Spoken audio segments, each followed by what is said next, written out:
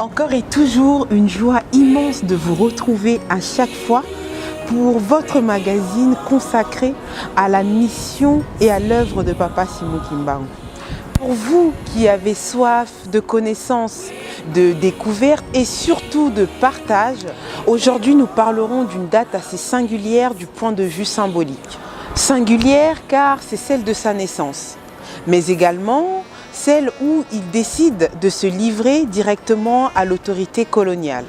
12 septembre 1887, 12 septembre 1921, itinéraire d'un envoyé spécial. C'est le 11e voyage que nous vous proposons au cœur de l'histoire d'une Toumoua, l'homme au pagne blanc.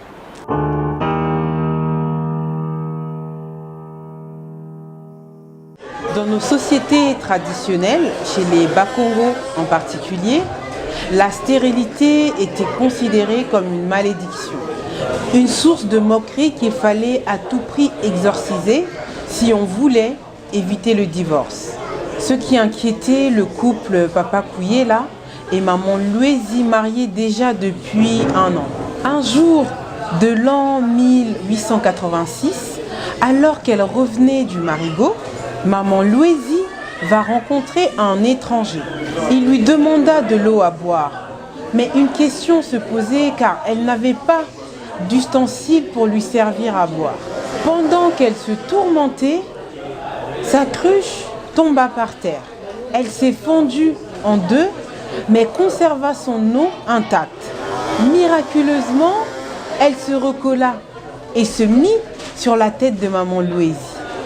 Aussitôt, l'étranger lui dit « Femme, j'ai vu votre volonté, de la même manière que vous avez vu la cruche tomber et se fendre, c'est de la même façon que l'enfant qui sortira de vos entrailles répandra la bonne nouvelle. » Il renchérit et dit « De la même façon que cette cruche s'est recollée, c'est de la même façon que cet enfant rassemblera toutes les nations autour de lui. » Aussitôt dit, l'étranger prit congé de Maman Louési et elle était prise de frayeur.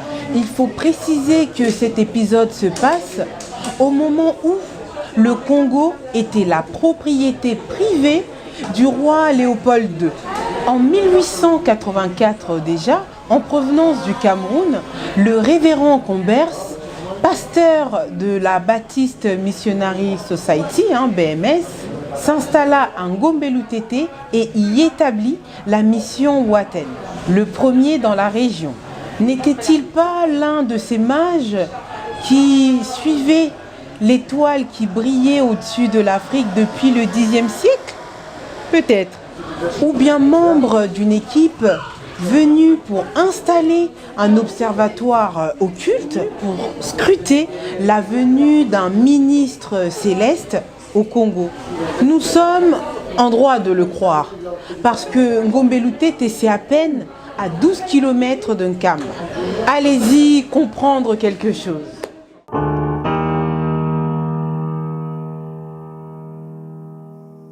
C'est finalement le 12 septembre 1887 que le couple Papa Kouyela et Maman Louési vont accueillir l'enfant tant attendu.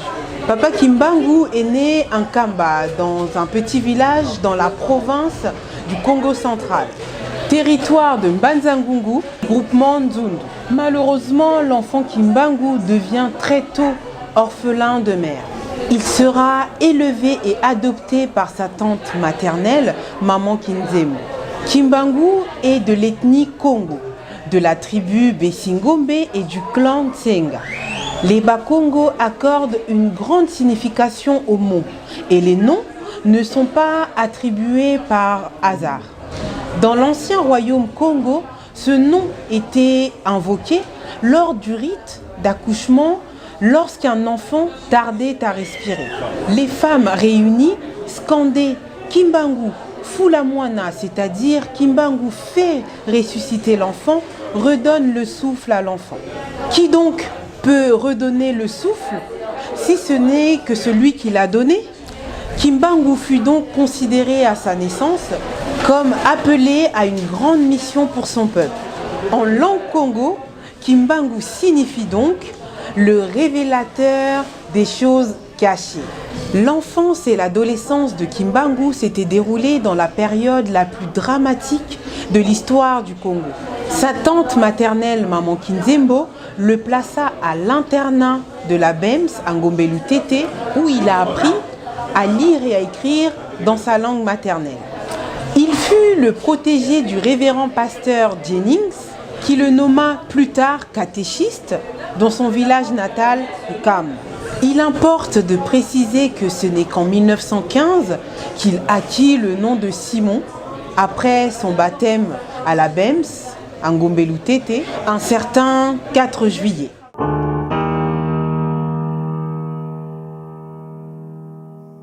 À la mort de son père, Papa Simon Kimbangu devient orphelin de père et de mère. Il sera placé sous la tutelle du vieux Patamiambongo Dompete, neveu de Papa Kouyela. Celui-ci manifesta un vœu que s'il lui arrivait malheur, que Papa Simon Kimbangu épouse sa veuve, Maman Mouilou. C'est cette volonté qui fut exécutée après sa mort. Il va l'épouser coutumièrement en 1913 et le même jour, le couple va commencer son catéchuménat à Lukengo sous la direction du diacre Samuel Mvoila. Il y a lieu de rappeler que leur mariage religieux fut célébré à Massangi la veille de leur baptême. Ils étaient au nombre de 11, dont 7 hommes et 4 femmes. Il s'agit de Papa Simon Kimbangu, Papa Aaron Mondo, Papa Alphonse Kinyuka, Papa Jacques Ditele, Papa Aaron Voima, Papa Thomas Tuvumana, Papa Pierre Nsiku, Maman Marie Mouilou, Maman Marthe Mbonga, Maman Kodia et Maman Bazebivova. Avant, chez les protestants, il était de coutume de demander à chaque récipiendaire de donner le verset qui avait touché sa foi, lequel fut décisif pour sa conversion. Papa Simon Kimbangu choisit l'évangile de Matthieu au chapitre 5, verset 8. Heureux ceux qui ont le cœur pur, car ils verront Dieu. Ils furent tous baptisés le dimanche 4 juillet 1915 à la rivière de Ntombé, à Ngombelu Tété, à l'exception de Maman Bazebivova. C'est au cours de cette cérémonie et depuis ce jour-là que Papa Kimbangu va désormais porter le prénom Simon. Lorsqu'ils arrivèrent en Kamba, Papa Simon Kimbangu planta derrière sa case un rameau qui devint plus tard un palmier. Par cet acte, Papa Simon Kimbangu produit un miracle, celui de la création. De leur union naquirent 3 garçons. Papa Kisolokele Lukelo, Papa Dialungana Kiangani et Papa Diangenda Kuntim. En 1921, Papa Simon Kimbangu choisit de mettre en sécurité sa famille à Madinga. Maman Mouilou donna naissance à une fille qui, aussitôt née, possédait toutes les capacités et possédait même toute sa dentition. Mais elle mourut quelque temps après. Pendant ce temps, l'autorité coloniale traquait Papa Simon Kimbangu afin de le mettre aux arrêts.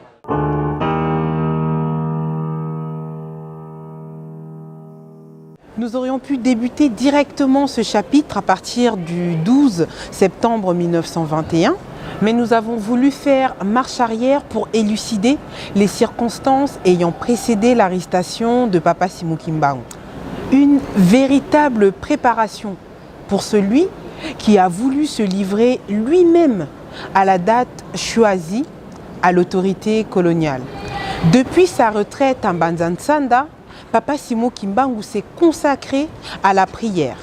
À partir du mercredi 7 septembre 1921, il résolut d'intensifier les bécos et va même recommander à ses collaborateurs de ne pas être exigeants dans le choix de la nourriture à consommer, car l'existence qu'ils allaient mener à l'avenir allait leur être inconnue.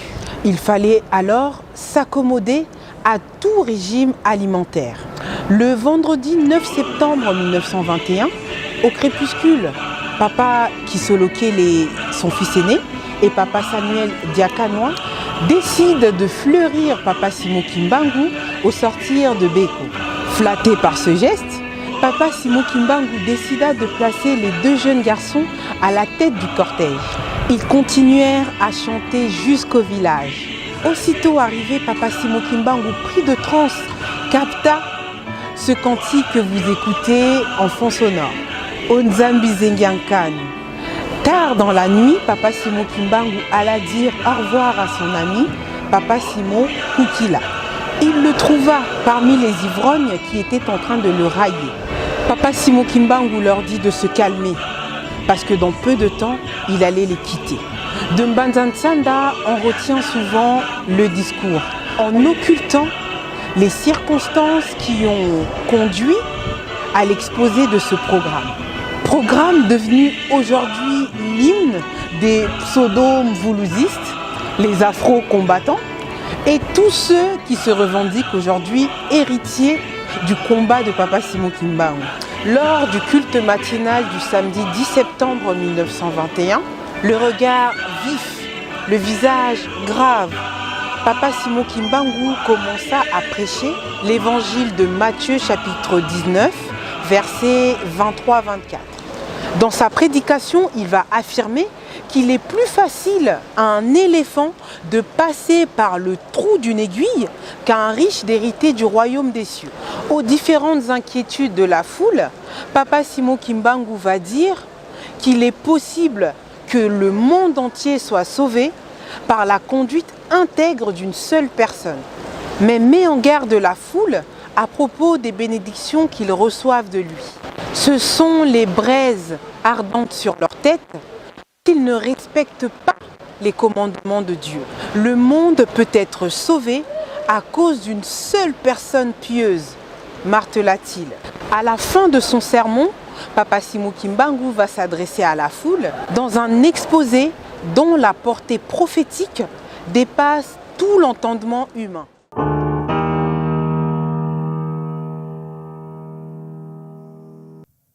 Mes frères, l'Esprit est venu me révéler que le temps de me livrer aux autorités est arrivé. Tenez bien ceci. Avec mon arrestation commencera une période d'indescriptible persécution pour moi-même et pour un très grand nombre de personnes. Il faut tenir ferme car l'Esprit de Dieu Tout-Puissant ne nous abandonnera jamais. Il n'a jamais abandonné quiconque se confie en lui.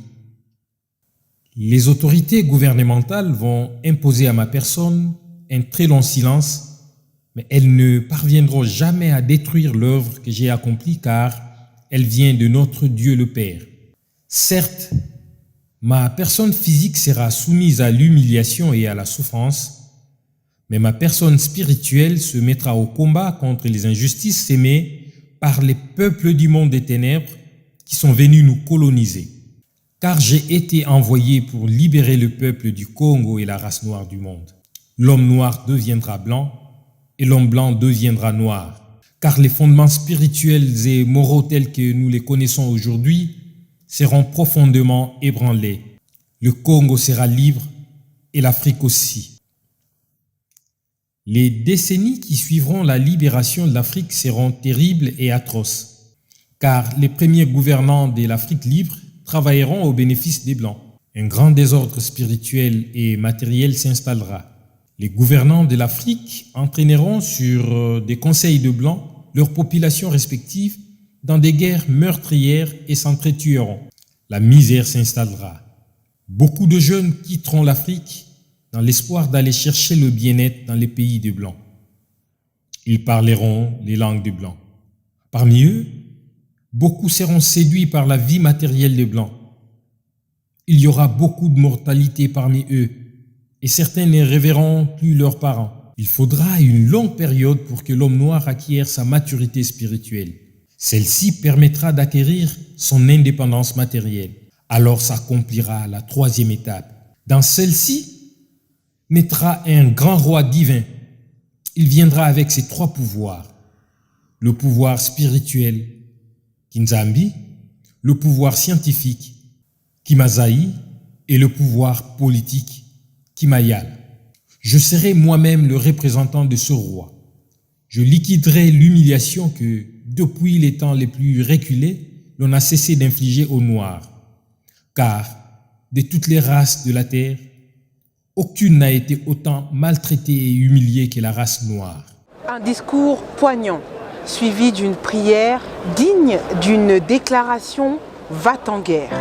L'émotion saisit très vite la foule qui comprit que l'heure de la séparation était venue. Surtout quand Papa Simon Tsungu va entonner un cantique très éloquent en signe d'adieu. Tusawawana, qui signifie nous nous révérons. La version Kikongo du cantique protestant, God be with you till we meet again.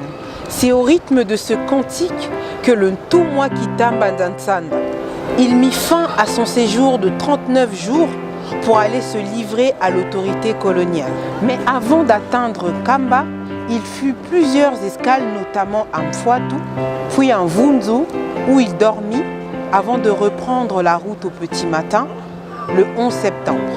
2 autres escales, et non des moindres, vont s'inviter sur son chemin.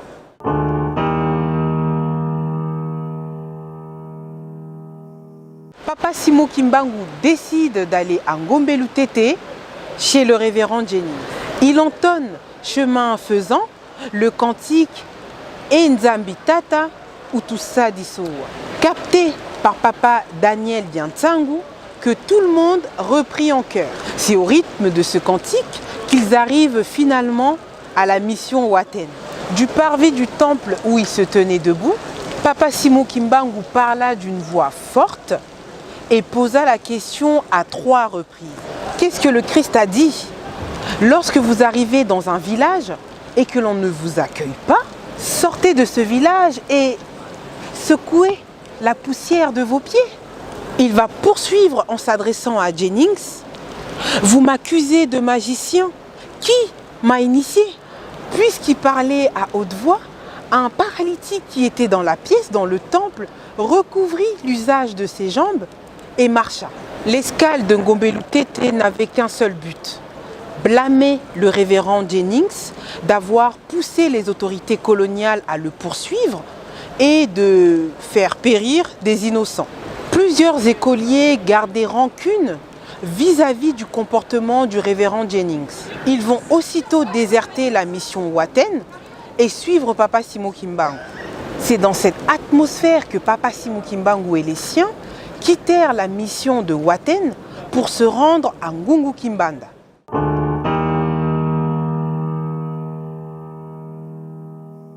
L'arrivée de Papa Simon Kimbangu à Ngungu Kimbanda fut préparée par le jeune Stéphane Diasiwa qui l'envoya la veille. Aussitôt arrivé, tout Ngungu Kimbanda était en effervescence pour accueillir le Ntumwa. Pendant que la foule exaltait de joie, on vit apparaître dans le ciel 3 lettres: OKV. On accourut très vite auprès du Ntumwa pour lui demander de déchiffrer ce mystère. Celui-ci dit que cela signifie Oukakana ou Vangama. Ce que Dieu a décidé finit par s'accomplir. À Ngungu Kimbanda, Papa Simon Kimbangu expliqua à la foule que l'heure était venue pour qu'il se rende auprès des autorités coloniales pour être arrêté. Mais le dernier mot lui revenait à lui seul. Il leur fit les adieux et leur recommanda de rester calmes. Avant de partir, il leur présente la Bible.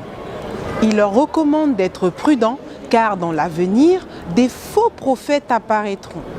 En milieu d'après-midi, les élèves de Ngombelu Tété qui l'ont suivi expriment le besoin de ne plus retourner à l'école. Ils ont émis le souhait de regagner leur village en solidarité de ce que les missionnaires ont fait subir à Papa Simon Kimbangu. Il leur dit de regagner les études, car les grands défis de l'avenir les attendaient.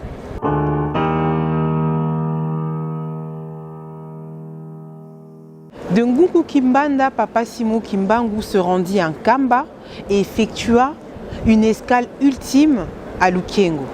Il est allé voir sa cousine Marthe Mbonga et lui demanda d'apprêter des bananes plantains et du miel. Après avoir prié, Papa Simo Kimbangu bénit le mets et le servit à ses collaborateurs en guise de Sainte Seine. C'était la première cérémonie de Sainte Seine kimbanguiste, officiée par Papa Simo Kimbangu lui-même. C'était le dimanche 11 septembre 1921, peu avant son entrée en Kamba, après son exil de 3 mois. Mais il est important de préciser que la première Sainte Seine de l'Église officiellement reconnue eut lieu le 6 avril 1971 en Kamba. Arrivé en Kamba seul, Papa Simo Kimbangu le contourna 3 fois, laissant la foule derrière lui à Kingoma.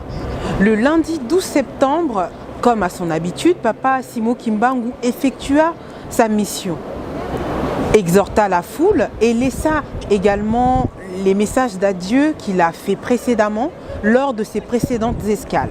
Sitwa Wawana fut entonné de plus belle. Sentant approcher l'heure de son arrestation, Papa Simo Kimbangu bénit la foule, prit son voila et le pointa vers les 4 points cardinaux. Papa Simo Kimbangu fut arrêté à la tombée du jour, le même lundi 12 septembre 1921. Le jour anniversaire de ses 34 ans d'âge, il va se rendre volontairement auprès des Blancs venus l'arrêter, qui, selon certains témoins, ne l'ont même pas reconnu. Snock et ses soldats les ligotèrent au cou, sur le torse et aux mains et lui administrèrent des coups de fouet. Tous ceux qui avaient suivi Papa Simo Kimbangu se rendirent eux aussi sans aucune résistance.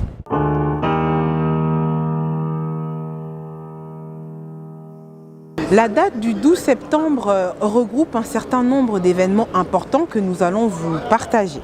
Nous avons parlé de sa naissance en 1887, de son arrestation en 1921, mais le 12 septembre 1959 marque l'implantation du scoutisme au sein de l'église kimbanguiste. En 1991, le gouvernement zaïrois décide de réhabiliter Papa Simo Kimbangu. Puis le 12 septembre 1992, c'est le démarrage du processus de demande de pardon des jeunes aux mamans, puis au papa. Notre vase est encore à moitié plein. Notre ambition est de le remplir grâce à vos soutiens, à vos partages, à vos feedbacks et toute autre contribution afin de nous permettre de nous améliorer au fur et à mesure des épisodes. Malheureusement, la séance est suspendue pour aujourd'hui. Prochaine audience, le 3 octobre, au tribunal de Tisville pour assister au jugement d'une Toumoua devant la cour martiale. Vidéo,